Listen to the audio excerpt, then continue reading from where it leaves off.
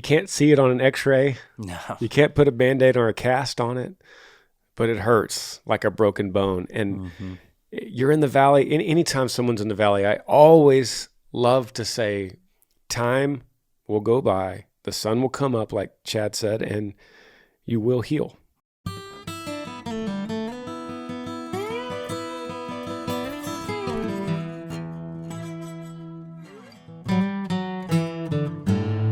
Welcome back to the podcast. This is the first one I've done, and I don't know how many that I've had a guest back.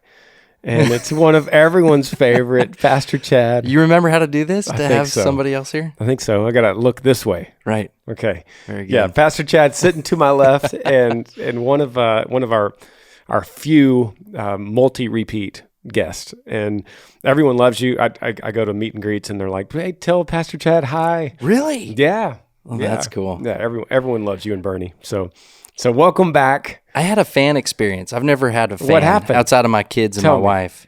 So I was in the coffee shop here in town, and I was getting ready to meet with somebody. And I'm in this coffee shop a fair amount, and I'll have meetings or appointments or one-on-ones there. And so I'm standing in line, and this guy is kind of looking at me.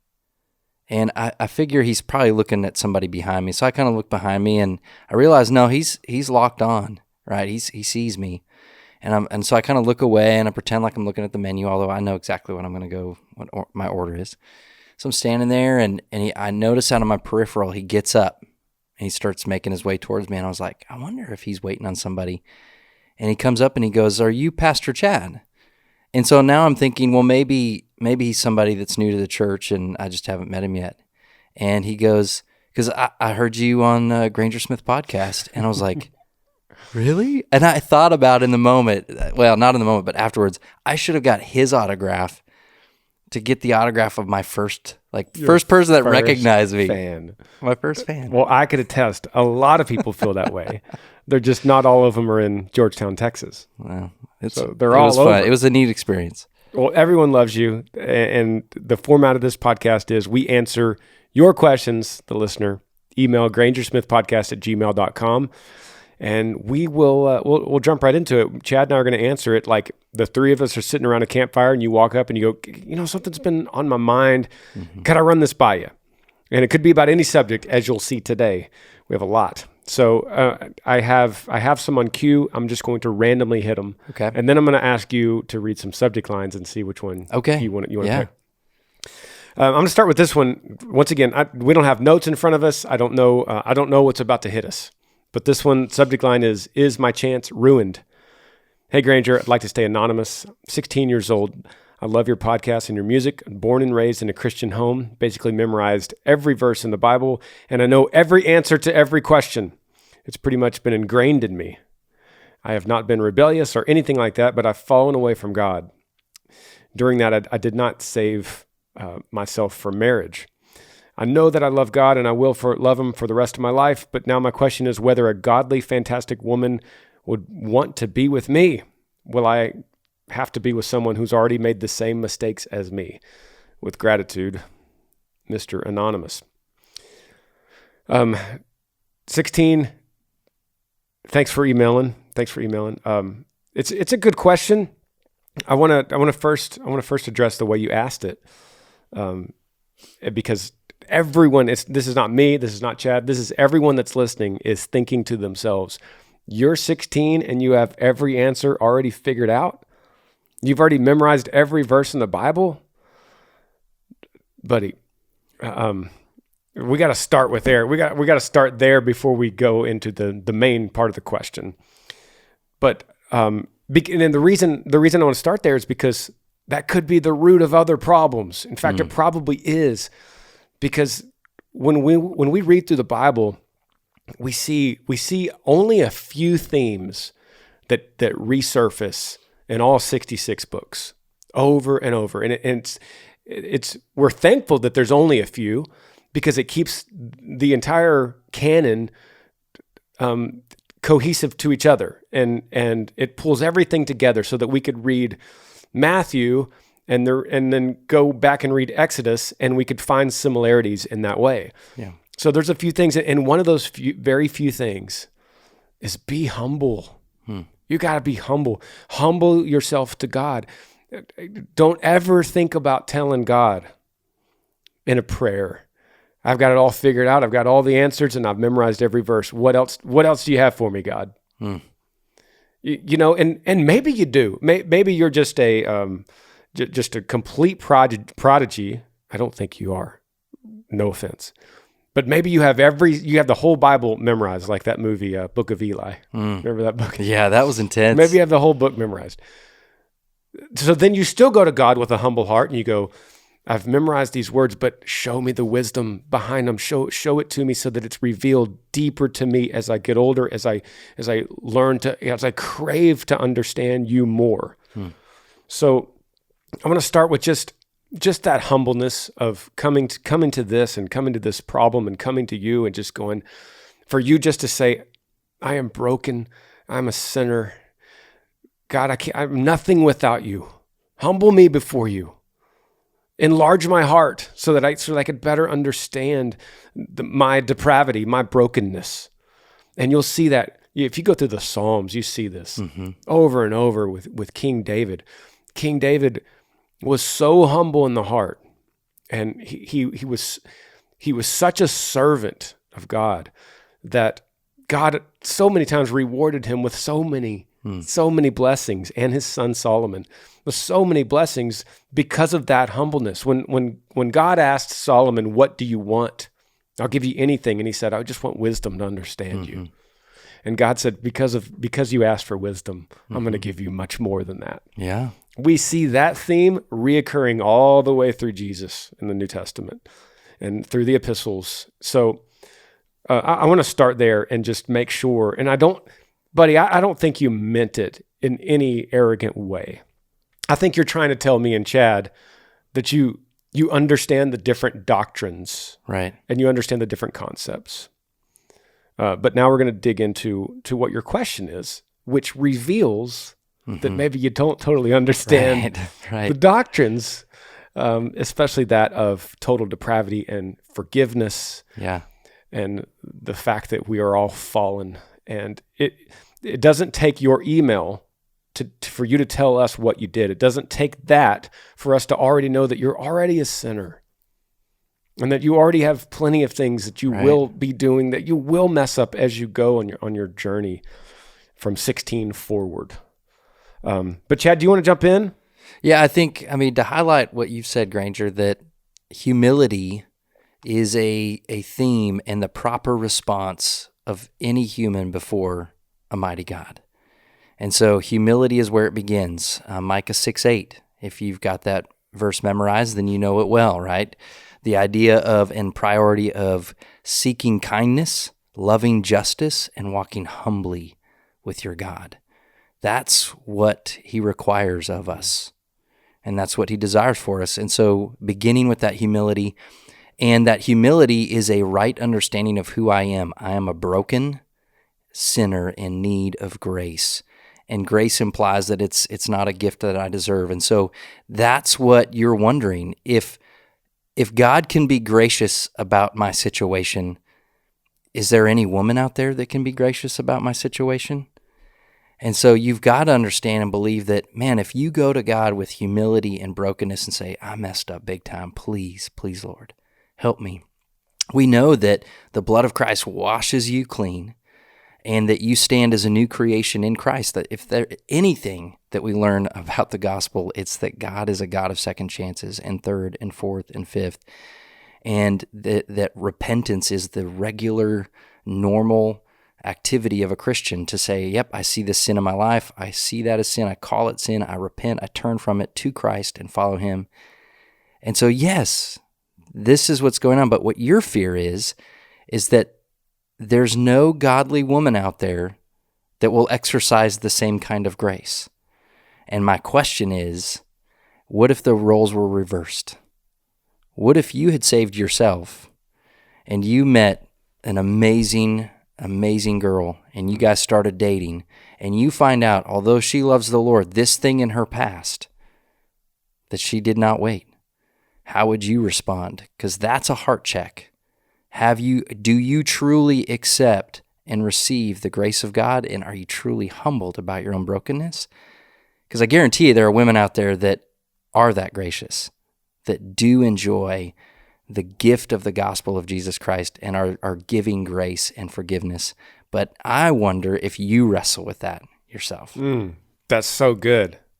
You've kind of categorized, Mr. Anonymous, you've kind of categorized women into two categories. A godly, fantastic woman and someone who's already made mistakes like you. And hey, I want you to consider that you could have both. That there are both. And there's many people listening right now raising their hand. Hopefully everyone is raising their hand going, me, I've made mistakes. Right. But I could still be a godly, fantastic person. And I think Pastor Chad, he just nailed it, that either you could find a fantastic godly woman that is waited, or you can find a fantastic godly woman that has made mistakes but is now repented. Mm-hmm. And I want you to open your mind. I think Chad and I both kind of think that there's probably other things going on underlying, and I don't blame you at all because you're 16. Mm-hmm. I walked through the age 16 like I had horse blinders on and I couldn't see anything around me. I was just walking, like this. Like I only thought about football and guitar. That's about right. And that's okay because those blinders are going to start peeling away and you're going to start seeing more and more of the world and you're going to start understanding more of the world. And that's just a good thing. So I appreciate you, brother. And thanks for kicking off this podcast. Yeah, good question. Let me throw out a couple to you. What's the right path? Ideas on how to propose or country life? Ooh, propose. That sounds fun. You're right into it, huh? Yeah. Okay. It says, Granger, I love your music and I love you use your platform to spread the gospel. I've been lucky enough to attend your last concert of 2021 in Lincoln, Nebraska, and your first concert in 2022 in Columbus, Ohio. I was even able to attend Adventure Church and listen to your sermon. Your message was actually something I needed to hear at that time. I hope that I could be an encouragement when I say that it's evident that you're being used by God to continue on. Thank you very much, brother.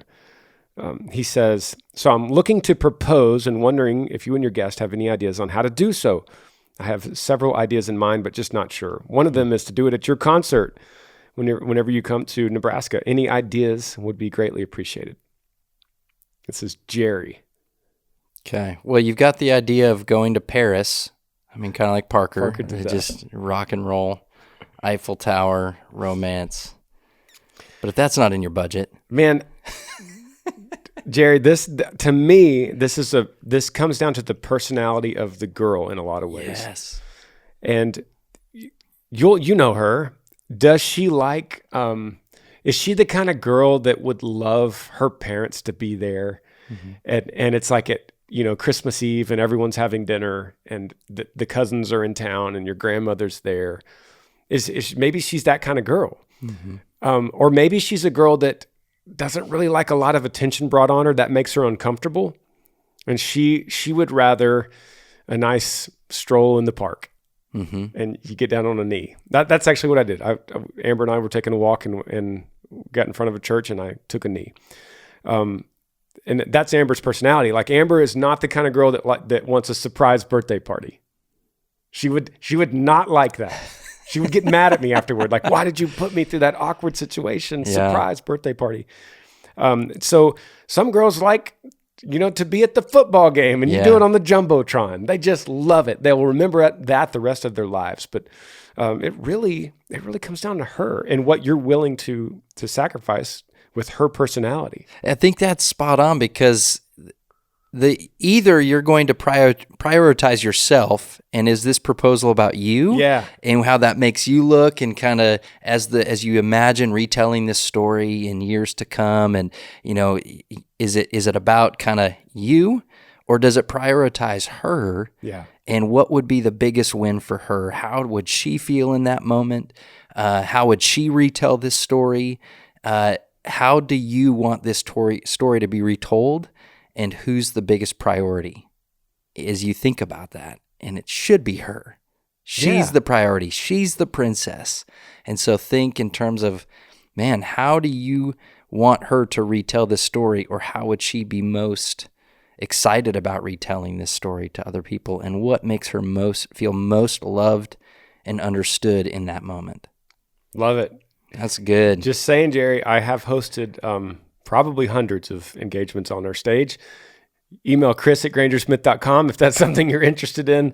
It is free. So that's a thing it's like free of charge. You do that? Yeah, we've done it many times. When we had a single called Happens Like That, and during the life of that single, during the life of that single, it was literally every night, sometimes twice a night. But would they coordinate with you? They would coordinate with Chris, and they would go on the side of the stage, and they would tell their girlfriend, "Oh, hey, we won these tickets. We've been invited to watch from the side of the stage." But then they didn't know that I was about to call them on during the middle of the song, and I'll just hand him the microphone, just let him do what he needs to do. That's awesome. So hey, Jerry, that's still a possibility. There. But make sure that that's something that she's into, like that she's not just going to be petrified by standing in front of all these people and you're on one knee. Right. But it's possible. That's cool. I didn't know that was a thing. Congratulations, buddy. That's awesome. Yeah. You want to hit up country life? Yeah. Hey, Granger, my name is Sam. I'm from Illinois. My family is from the city and has no experience living in the country. I love hunting and fishing and the idea of living off the land and having a farm or a ranch. How could I start getting into farm and living in the country? Did he say what city he's in? From Illinois. Whenever you're from Illinois, you say the city, you mean Chicago. Chicago. So, there's urban farming for sure. That seems challenging. Yeah, this is difficult unless we're sitting, at the campfire together, me and you, Sam. But I would say you could always rent a farmhouse and work for somebody. You could always rent a room. I don't know if you have a family or not, but something my dad did. My dad, he lived in the city, but he was a country boy at heart. And so he went out on the weekends and he took me and my brothers and we would go and we leased some land for deer hunting, and we would go out, on Friday, and he'd get off work and we would get together and drive out somewhere. So that sometimes you just got to do it. Sometimes that's what your work, only allows you to do. Not everybody could be a farmer or a rancher. Unless you're born into that. That costs a lot of money to start ranching. Yeah. And if you were here, I would ask, so what is it that appeals to you about your perception of this life? Like he says he likes to live outdoors, wants to live off the land, hunting, fishing, like outdoor recreation and sports. And it sounds like, unless I want to grow crops and I want to raise animals. And so if that's, you can go a couple of different roads on that. So yeah, I would get out every weekend you can and get out and do some hunting and fishing and meet people and meet guides and meet different people, like-minded people. And eventually, years after doing that, you're going to go, man, that property's for sale. Yeah. I kind of think I want to do this. Yeah. And just, find public land if there is some and throw up a tent and just stay the night out there and just be out there listening to the sights and sounds and engage it. And then, take more and more trips or plan an outdoor adventure to Colorado and road trip it, because Nebraska or Illinois is not too far. You can find wilderness, whether you go north or south or west. But get out there and plan like maybe a week-long trip and go and just adventure in public land. Yeah, absolutely. Let's hit one more and take a break. What's the right path? It says, good morning, Granger. My name is Channel. I'm 23 years old, single mom from Auburn, Nebraska. First want to say, absolutely love everything you do. Thank you very much. She says, so I'm at a crossroads in my life right now. I'll do my best to keep this short, but also include the details. Last year, I got into a PTA program, and I was injured in said program. I ended up having surgery at the end of November, and I was forced to take medical leave from the program, and I'm unable to return until January 2023. At first, I was putting all the bad things that happened aside because I wanted so bad to be a PTA. But I'm also feeling now a huge pull in my heart to not go back. In the last year, I've dove into my faith and believe in God's plan, but it's almost like I'm waiting for a huge flashing sign to tell me what to do. You always give the best advice, so I'd love to hear your thoughts. This comes from Channel. And Chad, what is PTA? I'm guessing physical therapy associate. Okay. I would think she was training to be a physical therapist, which would be a physical kind of job or occupation, right, so that an injury would kind of derail that. Okay.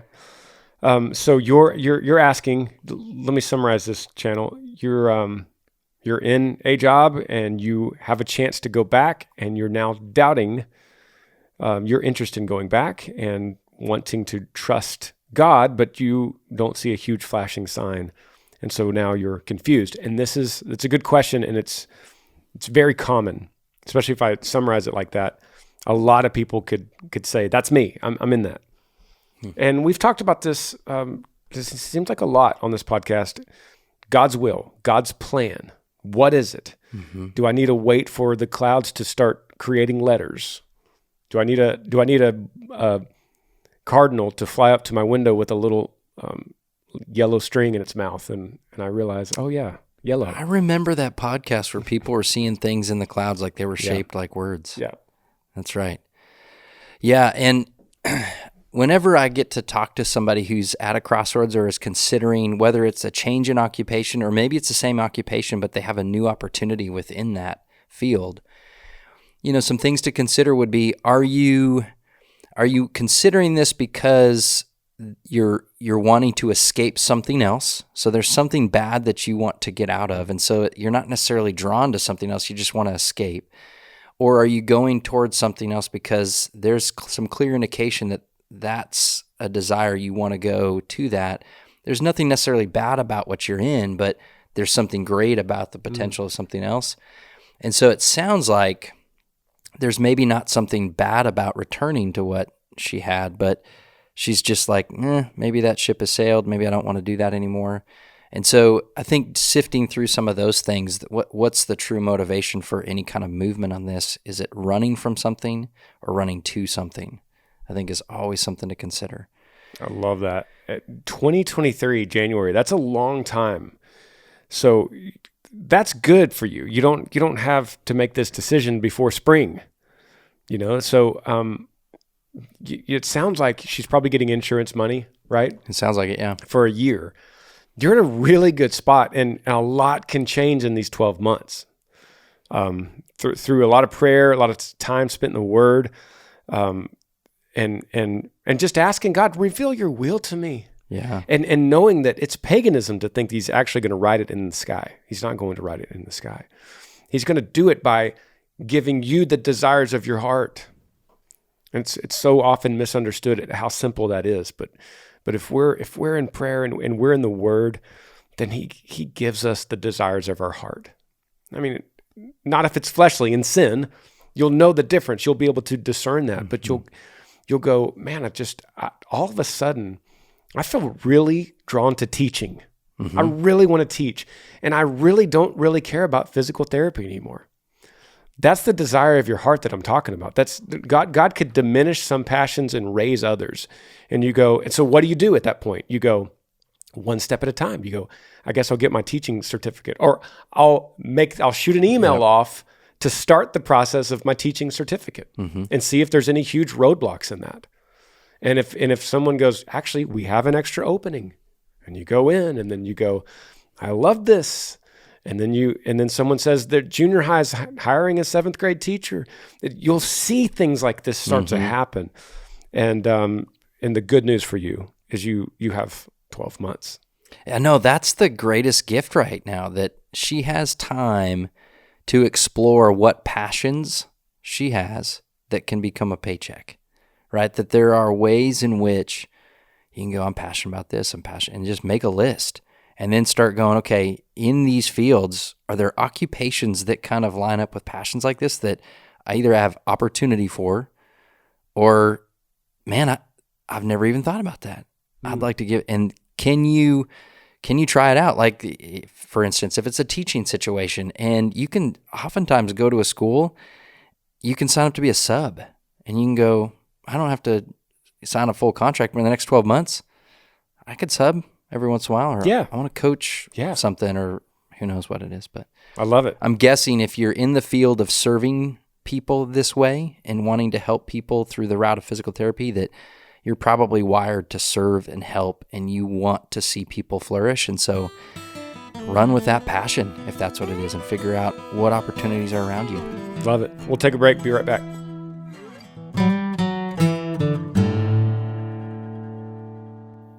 This podcast is sponsored by BetterHelp Online Therapy.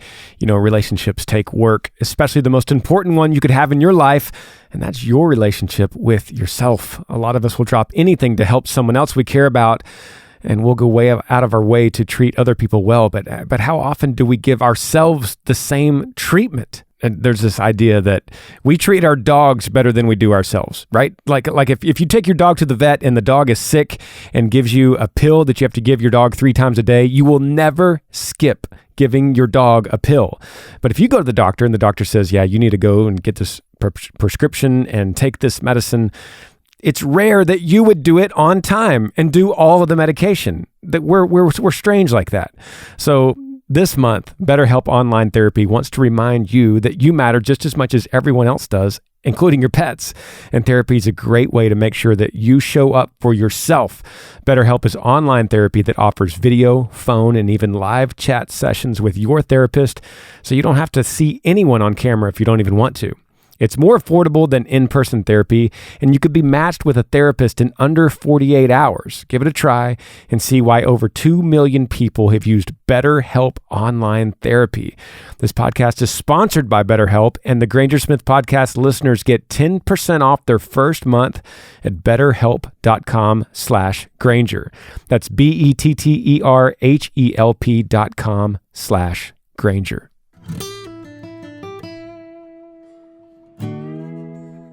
Pastor Chad back on the podcast, host of the Take and Read podcast himself. Yeah, buddy. Man, it's an awesome podcast. We like to call it the Granger Smith Podcast 2.0. Yeah, or the grandchild. Like it's related to your podcast. But it's deeper. It's deeper into the word. And so the format is actually getting into a block of scripture, reading it slowly, and discussing it without notes, without any kind of reference. Yeah, no preparation. No preparation. And as an example of what we could all do on our own. Yes, that's the goal. The goal is to get more and more people comfortable approaching their Bible and to get them in it, to take and read the Bible for themselves. And so we go through a very simple kind of format of taking it, reading the passage, trying to figure out what it says. We try to figure out what it means. And then what do we do about it? Very simple approach. And it's live, it's no prep. A couple episodes ago, I had a guest on and they asked me a question that I did not anticipate.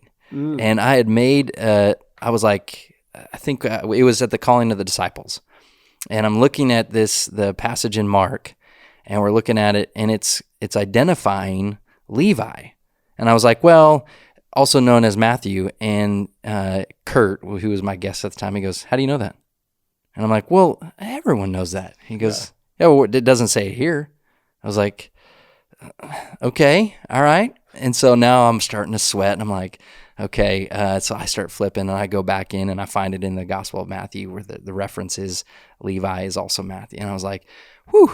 I mean, it's live. It's like Stump the Pastor. So it's a lot of fun. And Take and Read podcast. You guys check it out. And we're gonna get you back on there. Yeah, I'll be back on there I hope soon. So. Now that you've come out of the woods with your fuzzy face and like John the Baptist over here, just furry. I'm not eating locusts though. Okay, speaking of, let's go to this one. The subject line is fear of leaving the Catholic faith. I don't know why that was speaking of John the Baptist, but it's an interesting. The religious traditions. Yes, there you go. Age. Yeah. Okay, it says, "Hey Granger, please leave me anonymous. I'm a huge fan of your music. Thank you very much. the last 6 years of my life, I had a pretty rocky relationship with God and my faith. I grew up in a Catholic church. I was baptized, went to CCD every week, church every Sunday, volunteered, did readings, etc. Once college hit, I stopped going to church altogether. I never prayed, never read the Bible, except when I was asking for help. I started questioning a lot, mostly questioned the long-term values and traditions the Catholic faith holds. I found there's a lot of things I didn't agree with. Fortunately, this past year, I found my way back to God slowly but surely. I attended Mass every Sunday, and I truly feel a sense of calm in my life. However, I still find myself questioning the Catholic faith. I grew up knowing that it was wrong to leave the Catholic Church, but to me, if I believe in our one God and put my faith in Him, I don't think it should matter what denomination I identify with or what church I choose to go to on Sundays. I'm not sure what to do. If I leave the Catholic Church for another branch of religion, I feel like I'm turning my back on at least 24 years of my life. I also feel like part of me doesn't want to leave. It's important to me to be a Catholic because of my family. It's important to me to be a Catholic since it's where I grew up.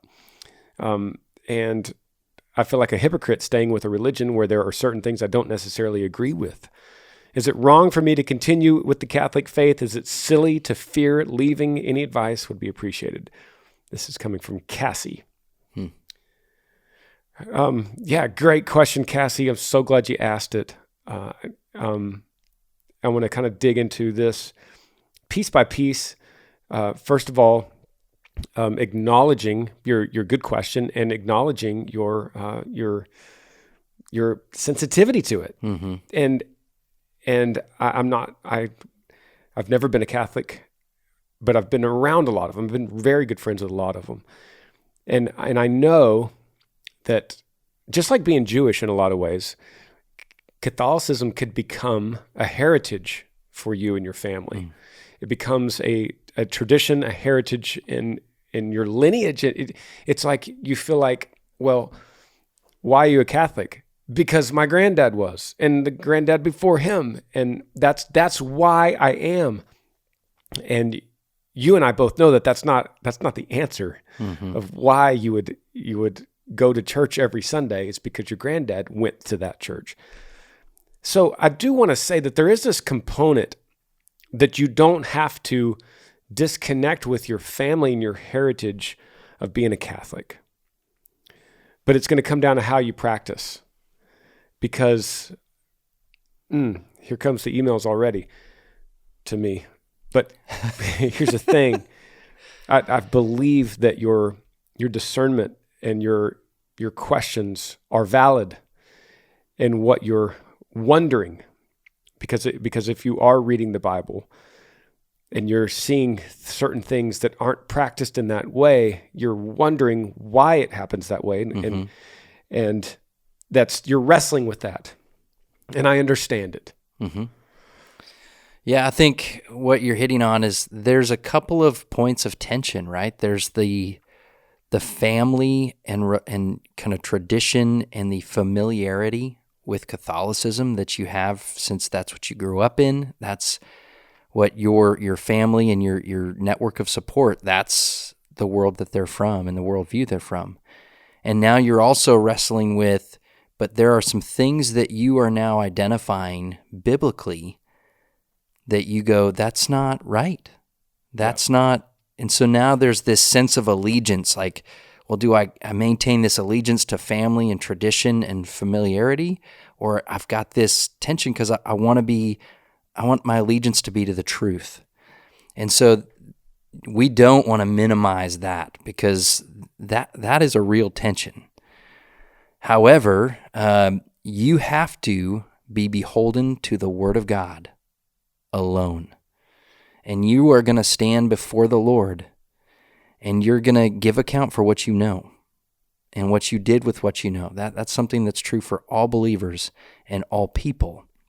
And so, although that tension exists, don't minimize the sense of wrestling with that and following what the Lord is doing as He reveals things to you in His Word, because He's intentionally showing you things. And so there's a reason why I'm not a Catholic. My dad's side of the family was all Catholic, and my grandmother, my dad's mom, absolute devout Catholic. She was 100% born again. Absolutely know that she loved Jesus and she trusted in him alone. But she was also a very devout. So I would say this, that just because somebody is Catholic doesn't mean they cannot be born again. But I would say there are certain doctrinal things that I think are contrary to the Scriptures. And so you have to be mindful of that. And if you're somebody who is aware of those things, you can't just turn a blind eye to it. And so you're going to have to determine where your allegiance is. Yeah, that's so good. Go read a biography on Martin Luther, and you'll see the similarities in your thoughts and what he started thinking. Mm-hmm. And what he started thinking as he, because back then in the 1400s, not everyone had access to a Bible. In fact, very few had access to a Bible at all, the pure Word of God that was only heard, read aloud in the church. And so as guys like Martin Luther started coming up in the church and reading the Bible for themselves, it wasn't just him. People started seeing things and questioning if that is what we're hearing in church, or if that's what we're actually practicing in church. And it's a fascinating historical story, regardless of your faith. It is fascinating in human history to read about Martin Luther and what happened to him, and then what the ripple effect that had on us today, because of what he saw, the differences in what he was reading and what he was hearing. Mm-hmm. I want to address one more thing here, Cassie. You said, I feel like I would be turning my back on the last 24 years of my life. This is such a microcosm of so many people's thoughts about anything in life. And I just want to encourage you and say that when you're seeking the truth, when you're finding something that's real and that's a new passion or something that's grounded in truth, it's never a waste up until that point. And that doesn't matter if you could hear this in relationships. Like I've been in this bad relationship for 3.5 years, this abusive relationship. Mm-hmm. But I feel like if I get out, I'm just wasted 3.5 years of my life. It's never a waste. You just came to the understanding a little bit later and you're better for it. So you're now better for those 24 years. Mm-hmm. It's never a waste. So we can never walk through life ever and think, I hate this job, but I sure can't quit it because I've been here 15 years. And that would be a waste. No, it's not a waste. It was the perfect time for you to come to the realization that you needed to get out. Mm-hmm. Same thing here. That's what these 24 years are. That is irrelevant to your question if that's a waste or not, because you're talking about your eternal life here. Yeah, and I think if you read, like you're talking about, Granger, if you go back and look at history, the Catholic Church is a part of every Christian today. It's a part of your history. It's a part of our heritage, that there were things that occurred because God used and worked through the Catholic Church throughout history, but there was a turning point. Yeah. And Martin Luther played a huge role in that, along with others like John Huss and John Knox and William Tyndale and others that came to that point of tension where they could no longer just turn away from what they could see in the Scriptures versus what was happening in their tradition. And so, fascinating. Cassie, great question. And I'm so glad you emailed it. Would you say it's been a waste of your adult life that you haven't grown a beard until this time? Yes, I feel like I've wasted my life not growing a beard. Look at that thing. Terrible, hey, man. Comment below if you're like, to it. Hey, that camera right there is right on me. Don't call attention to it. Comment below if you're like, more beard from Granger, more beard. I've secretly been taking little pieces of it off. Let's go to this young man needing some advice. Hey, Granger, I'd like to remain anonymous. We've had a lot of anonymous today. Like 3? Yeah. I like on that last one, she called out anonymous and then you said her name at the end. Is that... Did she sign it? Oh, man, I'm sorry. I was so bad at that. I love it. Okay, guys, if you put anonymous, just don't put your name at all. That good call. It says, hey, Granger, I'd like to remain anonymous. Yes. I listen to your podcast on the way home from work every morning, that a new one is available, and I love it. Just looking for some advice from you. I'm 19 years old. I have a state job and I'm genuinely happy where I am in my life at my age, except for one thing. I've never been in a relationship, and I don't know what to do. I've talked to many girls, but none seem to get past that stage. All my buddies seem to be in happy relationships. I have no idea where even to start. How can I find someone to build my life with? So it seems like he's pretty content. And if you were here and we were at the campfire, I would ask some questions like, well, do you want companionship? Like, what do you want in a relationship? Like, why now? You look around and you see other people having great relationships, so you just kind of feel like you're missing something. Or have there been ladies that have really stuck out and you've wanted to kind of pursue relationship and it's something that, man, they didn't check all the boxes, or maybe you didn't check the boxes? There's so many questions. And it's not that odd that you're 19 and you've never been in a relationship. That's not that crazy. Yeah. I think there's a lot of people that maybe they wouldn't want to admit it.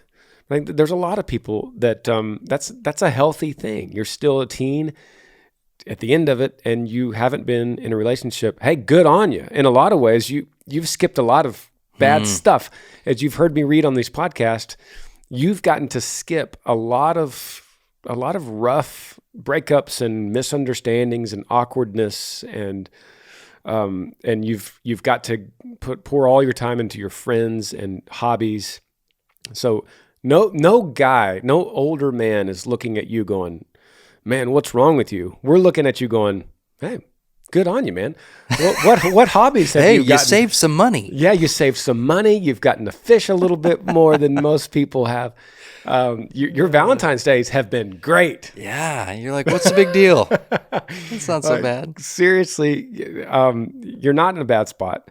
But I know that when you look out, you see other people and you just think, must be nice. What's it like? And part of you, that is the human in you. That's the human that is, just the caveman part of you is looking for a mate. And so that's what is accessing you right now, is this caveman piece of you that's just in you. It's inherently in you that one day I get breeding age and I find mate. And so that's a good thing. That's the call of the wild, calling from within you, saying it's about time. It's about time to be looking. So don't ignore that. Don't suppress that. But Chad said the right word at the very beginning. It's all about you being content, and it sounds like you are. And if you're content where you are right now, and you have this great state job, and you're happy where you are in your life, you say, and you've got this call of the wild kind of brushing over you, saying it's time to find a mate. Hey, but there's no rush. You're in a really good spot. Mm-hmm.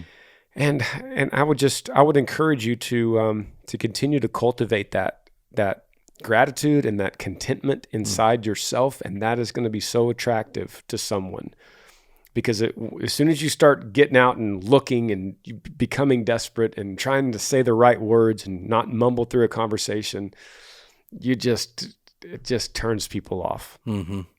Yeah, I think that's a good word. Content. Let's go to. Man, this one's called I Messed Up. What could this be about? Hey, Granger, my name is Tyler. I'm 21. I'm from New York. Long story short, I've always been able to get the girl, but I always lose them. So there you go, to the last person. Until now, I've never really felt heartbreak, but I met this girl who totally flipped my world upside down. We agreed to take it slow because she struggles to open up. We got talking about life and being together, and I got scared that we were not officially dating, and that maybe she didn't like me at all. I brought this up to her in the totally wrong way by calling her out. We were best friends. Now it's been for 4 months, and I go to college and I can't get over her.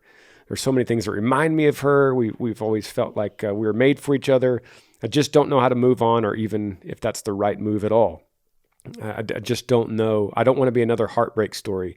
This feels so different. So my question is to you. So my question for you is, do you think we have one? Okay, let me try to say this right. My question is, do you think there's one person for each of us? I think that's what you're trying to say. Do you think there's one person out there for each of us, and what should we do? Okay, work through this. First of all, no, I don't think there's one person for each of us. I think that is in the movie Cinderella. I think that is a total fairy tale that has been made up by Disney and The Notebook. I think as humans, well, there's 3.5 billion girls and 3.5 billion guys, and just do the math. I think you could find one that you're physically attracted to and mentally attracted to, and then after that, you make it work. And we decide that this is the relationship I want to be in. And so I know that is the most unromantic way to say that ever, but I believe that's just the truth. And you lost this one, and you think, is there a chance that was the only one created for you? And the answer is no, it's not. There's a lot of them. And listen to any old man. He's going to say, there are a lot of fish in the sea. That's why they say it. They've lived long enough to see it. You see this with people that, with a widow that loses a spouse. And the spouse was their whole world. And I just met a couple like this recently. It was their whole world. And they were just, the widow was crushed. And then years go by. And then you meet somebody, and they have a similar story, and then you come together and you bond in that way, and then you fall in love again. And it doesn't ever replace the other person; it's different. But it's just a small example of we're resilient creatures, and we could rebound and we could rework and find somebody else. Man, you say this is not just another heartbreak story. This feels different. That's just because you're in it. And I don't want to minimize that. I don't want to minimize everything you've said, because this sounds terrible. You're not eating and you're not sleeping and you're just thinking about her, and you're going over in your mind what you said to her, and you said it the wrong way, and you went. None of that is relevant, because this is just what happened. And you can't go back on what you said, because she didn't want to be with you. And it didn't matter if you worded it differently, but somebody out there does want to be with you. Yeah. That's the beauty of this story. And ultimately, and I read these stories all the time on this podcast, but ultimately, you're just in the valley right now. You haven't come out yet. You're 4 months in, and that's like the time. I see that. There's like this window between 2 and 8 months. And when you're in that valley, give it a year. Yeah. But right now, you just can't see out of this valley that you're in. But just keep walking, one foot in front of the other, and you're asking if you should move on. Yes, yeah, you should. Yeah, there isn't just one. You didn't mess up your life for good, and you just now have to walk this world and this earth alone. Like that's not how it works. You need to go through this process of your mourning, and you're in regret, and you're in pain, and then you're going to move on, and the sun's going to come out tomorrow. Yeah. And it's going to continue the sun's going to rise the next day and the next day. And eventually you'll get your appetite back. And eventually, instead of replaying it every hour, maybe it'll just be a couple times a day. And then you'll move on. And like we said to an earlier caller, it's not a waste. Yes. That you're learning a lot about yourself. This can be an opportunity where you really kind of lean into other friendships and develop those other connections. And he mentions I've never really felt heartbreak. So great. You have this in your tool shed now. You have this pain, and this pain will work for you one day, because one day when you find your future wife, you're gonna butt heads one day. And you're going to feel this tension, and you'll be able to access the memory of this heartbreak long ago, and you could use that memory for your benefit in that situation with your wife, because you can go, oh, I remember the pain of losing a girl a long time ago. And that girl is nothing compared to my wife. So I want to do everything I can to avoid that injury again. Mm-hmm. And that's what humans do with any injury. You touch fire one time as a toddler and you don't touch it again because your memory accesses that pain and goes, oh, I don't want to touch the fire. That's what happened to me. It burned me. Yeah. And so this is something that's going to work for you. It's hard to see right now because you still have the bandage on. But another thing we got to say too is don't jump into a new relationship right now until you're healed. Yeah. You're going to know when you're healed because you're going to wake up one morning and go, I think I'm ready for breakfast. I actually feel better. You'll know when you're healed and then you're ready to talk to another girl, but don't do it now because you're damaged goods. And this process of heartbreak, like Granger said, that the more you can just process through it, and unfortunately you just have to feel it all the way. But you're going to be able to comfort others after you emerge out of this, that when they go through heartbreak, and someday you may have a son or a daughter that has to go through heartbreak, and you're going to be able to walk with them, to empathize, and to counsel them through that, and just be a support to them. So it's not fun, no doubt. There's nothing that hurts quite like a broken heart. It's crazy. And you can't see it on an x-ray. No. You can't put a Band-Aid or a cast on it, but it hurts like a broken bone. And you're in the valley. Anytime someone's in the valley, I always love to say, read Psalm 23 and feel the peace and the comfort in that block of scripture. And feel that humility and feel the ultimate surrender. You didn't mention anything about faith, but go find it. Go Google it. Hey, that's the great thing now. You just Google Psalm 23, do it, and just read it to yourself and feel the comfort in those words. Time will go by. The sun will come up, like Chad said, and you will heal. Mm-hmm. Everyone does. Everyone heals from heartbreak. Yep. That's all the time we have. That was fun. Bro. It's good to be back. Good to see you. Yeah. Man. My Montana country boy. Yeah, come and join us on the Take and Read podcast. We're going to get Granger there. Yeah. We'll see you guys. Yee. Thanks for joining me on the Granger Smith Podcast. I appreciate all of you guys. You could help me out by rating this podcast on iTunes. If you're on YouTube, subscribe to this channel, hit that little like button and the notifications bell so that you never miss any time I upload a video. If you have a question for me that you would like me to answer, email grangersmithpodcast@gmail.com. Yee.